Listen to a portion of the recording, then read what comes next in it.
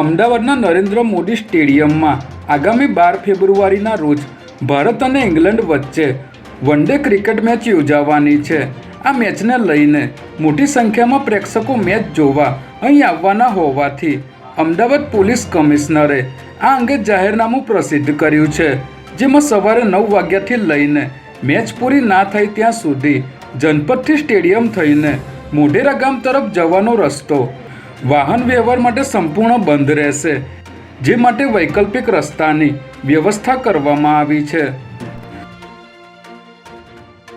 Ahmedabad Vadodara express highway વધુ એકવાર રક્તરંજિત બન્યો છે, જેમાં રાત્રિના સમયે વડોદરાથી અમદાવાદ આવી રહેલા એક પરિવારની MG હેક્ટર કાર આગળ જઈ રહેલા આઈસર પાછળ ઘૂસી જતા પતિ પત્નીના ઘટના સ્થળે જ મોત નીપજ્યા હતા, જ્યારે કારમાં સવાર 2 બાળકોનો ચમત્કારિક બચાવ થયો હતો.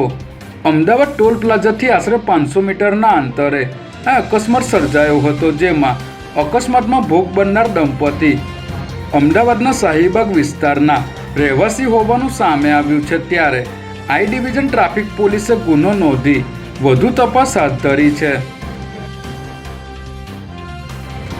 અમદાવાદના કાંકરિયા લેક પર આવેલ ઝૂમા વાઘના પાંજરામાં એક યુવક ઘૂસી જતા ભારે દોડધામ મચી હતી. અંદાજે 20 ફૂટ ઊંચા પાંજરા પર યુવક કોઈ કારણોસર ચડી ગયા બાદ જળ પર ટીંગાઈ ગયો હતો.